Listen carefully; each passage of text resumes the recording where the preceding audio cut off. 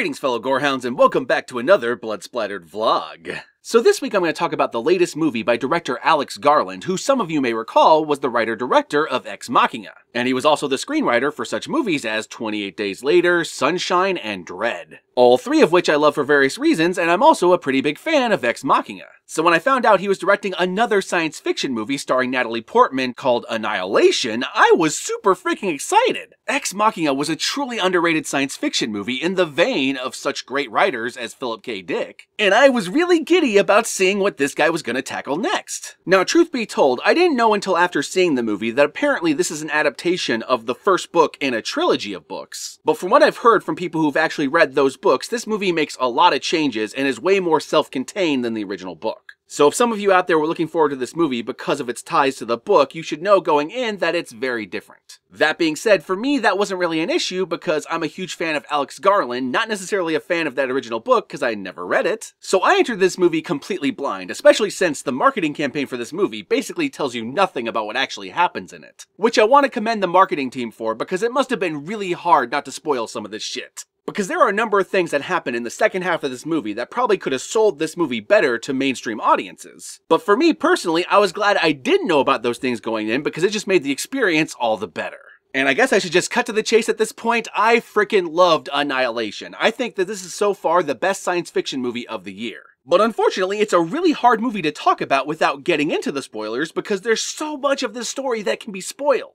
But what I can tell you is this. In this movie, Natalie Portman plays a scientist slash ex-soldier who is brought in when her husband goes missing on a top secret mission, and it turns out his top secret mission was to go inside this thing called the Shimmer, which is this weird, distorted area of this national park that's been there ever since a meteorite hit it. And unfortunately, every team they've assembled and sent inside the Shimmer have just disappeared and never came back out. So this time, they decide to send in a team of scientists, and one of the scientists they send is Natalie Portman's character, who for the record is a biologist, so if there is in fact like alien life inside, she'd be the one to, study it. But there is way more going on in this movie than that basic premise, because that essentially covers the first quarter of the movie. And even then, there is stuff that happens in that first quarter that I didn't tell you about that you're gonna have to find out in the spoilers. But needless to say, everything about this movie works 100% for me. The performances are great, the writing is great, the cinematography is amazing. And I'm not just talking about the beautiful shots when they go inside the Shimmer. I'm also talking about the fact that because this movie deals with distortions of light, with for example the walls of the Shimmer itself being this weird light distortion, there are many shots at the beginning of this movie that are filmed through windows, through water, through glass. Just about any visual thing it can to distort some sort of light in order to give some sort of effect. And the best part is, this is done so subtly that most of the time you don't even notice they're doing it. But it fits 100% thematically with everything going on in the movie. Now granted, I can't go too far into that because that would spoil so much of the movie, but I hope you get what I'm saying so far.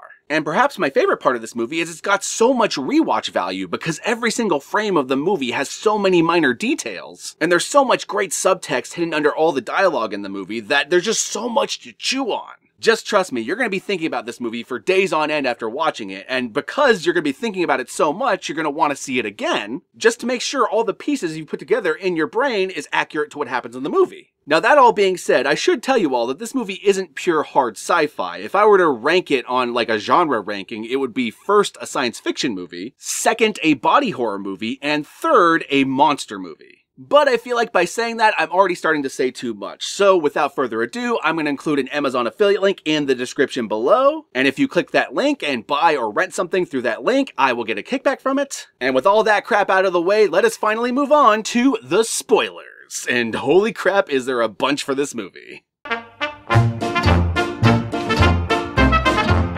Alrighty then, so right off the bat I want to say that I misled you a little bit when I described the first quarter of this movie. Because Natalie Portman isn't brought onto this mission just because her husband went missing. She's brought onto this mission because her husband shows up at her house after presumably being dead for about a year. And when he shows back up, he's acting super weird, and then he starts coughing up blood, and then the military arrive and arrest everybody. So Natalie Portman is taken back to the base in which they've stationed everyone dealing with the Shimmer, where she's thoroughly questioned to make sure she doesn't know anything about her husband's mission. But of course, because they brought her back to the base and because they're questioning her about it, she now learns about his mission. But it turns out the leader of the scientific expedition into the Shimmer actually has an ulterior motive. Because she's putting together a team of really good scientists who have nothing to lose, and because the ex-wife of one of the former expedition leads turns out to be one of the top biologists in the whole world, she clearly has a really good reason to want to go into the Shimmer to figure out what happened to her husband, so let's bring her on board. But it's great because she doesn't actually offer it to her, she just shows her everything that's going on and then lets her decide for herself. So while Natalie Portman comes to her own conclusion about it and goes to the psychologist and says, hey, I want to come, it's very obvious from the get-go that this is exactly what that psychologist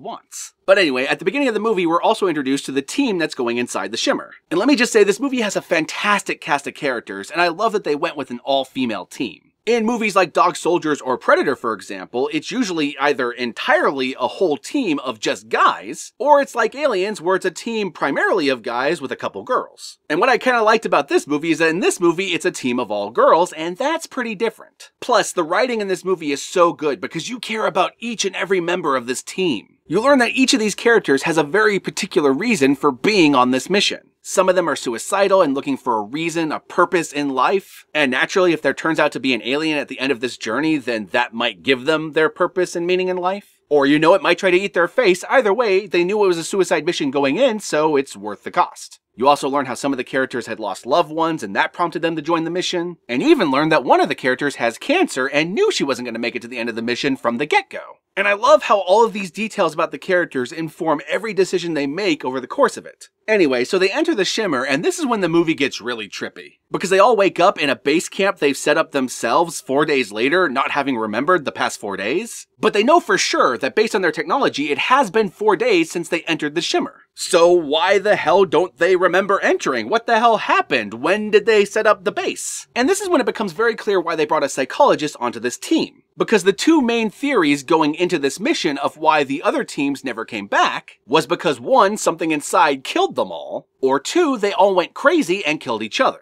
Hence the need to have a psychologist around at all times to examine everyone and make sure they're all in the right headspace. And it becomes very clear right away that theory number 2 is very possible because the characters all start acting extremely paranoid. But at the same time, there's a lot of reason for them to feel paranoid because they're inside this alien thing. But good God, is the scenery inside the Shimmer absolutely beautiful. It feels like everything inside the Shimmer has started to fuse together in some sort of weird way, so you have plants that are growing out multiple flowers. So you have completely different species of flower growing out of the same vines. But they're growing in like very specific reoccurring patterns. In fact, they're kind of like a kaleidoscope. Which will become important later on, so pay attention to that statement. They're kind of like a kaleidoscope. So anyway, almost right away, they encounter an actual monster inside of the Shimmer. But it's not the kind of monster you think. You think it's going to be some sort of like alien creature, but in actuality, it's a crocodile. But not just any kind of crocodile, it's a crocodile that feels like it's been mutated into like this weird shark hybrid. And the inside of its mouth is all like layered with rows of teeth like a shark. Except the teeth are in a very specific pattern, which the main character ends up noting and becomes a very important piece of the puzzle of this movie. And then they move on and end up finding an actual military base inside the Shimmer. And it's obvious when they get there that this thing has been lived in recently. And Natalie Portman ends up finding a wall that has all the names of the soldiers they sent inside the Shimmer, with her husband's name listed among the names. And this leads into one of my favorite scenes in the entire movie when they end up finding a tape left behind by the soldiers. And when our main characters play the tape, it ends up showing them the soldiers cutting open one of the soldiers. And inside the soldier's stomach, his insides are swirling. It's like something straight out of Uzumaki. It is fucking horrifying. And it's super goddamn gross. My friend who was watching the movie with me had to look away when it happened. And I can't blame her because, oh god, it was nasty. But strap in, boys and girls, because that is the first of many body horror scenes in this movie. Because eventually on this military base, they end up finding this pool in which all the military bodies have been fused into this weird wall ass. Or I guess more accurately, this weird wall anus. And it had like skeletal legs and arms all crawling out of it. It just looked nasty and all kinds of fucked up. But left with no other choice, they end up camping in that military base overnight, and in the middle of the night, this giant bear creature ends up dragging away the geologist. Except only Natalie Portman's character has the goggles that can see at night, so only she can see the bear. And this leads to a lot of distrust between her and the other team members. And even further distrust is formed when the team leader insists that they keep going despite losing a member, while the rest of the team want to turn around and quit while they're ahead. And this is one of my favorite tiny character moments with the main character, where she actually lies to the team in order to convince them to keep going with her on the mission. That's super fucking selfish because she at this point only cares about finding out what's at the center. But despite this selfishness, you're not actually mad at her because you also want to know what's in the center. Like, you want to know pretty fucking badly, so even though you're on team let's get the fuck out of here, you're also firmly on team I kind of want to know what's going on here. So anyway, the team moves forward and end up coming across a bunch of houses, where they decide to camp inside these houses, and this leads to my second favorite scene in the entire movie. Because the medical chick ends up beating everyone in their sleep and then tying them to chairs, because she discovers the main character's locket, which has the face of her husband. And up until this point in the movie, she has not revealed to the rest of the team that her husband was on the previous expedition. But because everyone is slowly going crazy inside of the Shimmer, the fact that Natalie Portman was keeping something from the rest of the team causes the medical chick to just completely go paranoid schizo.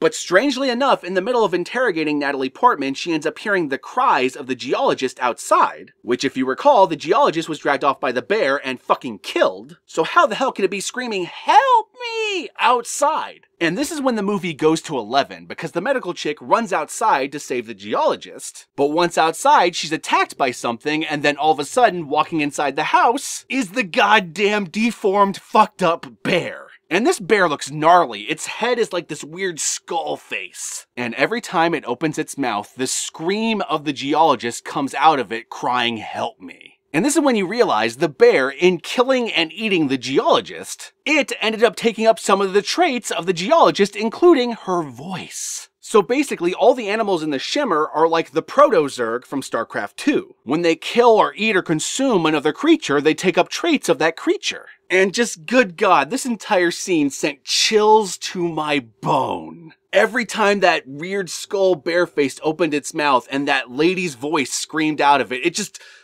Jesus Christ, is that freaky. Now, thankfully, they end up surviving this bear attack, but not before the medical chick is fucking killed. And I can't remember if it's the scene directly before the bear attack or the one right after it, where we basically find out what's going on inside the Shimmer. And what's going on is this. Basically, anything within the confines of the Shimmer is being refracted. It's like a kaleidoscoping effect of everything from light to DNA. And because of this, everything is fusing together in this really gnarly way. But I'm going to stop this review right here because that explanation is not the end of the movie. So if you really want to know what happens at the end of this movie, if you want to know what's inside the center of the Shimmer, then go see Annihilation, currently in theaters. And bring any friend of yours that loves themselves a really smart sci-fi movie. And if I can say one last thing before I go, while I understood the movie's explanation for why it's called Annihilation, I did feel it was a bit of a stretch to call this movie that. In fact, the movie probably would have been better titled The Shimmer or Refraction. But that's neither here nor there and really doesn't affect the quality of the movie. And with that all said, my fellow Gorehounds, be sure to like, comment, subscribe, and don't forget to ring that notification bell so that you're notified of my videos immediately upon their upload. And as always, my fellow Gorehounds, peace out, and I'll catch y'all later.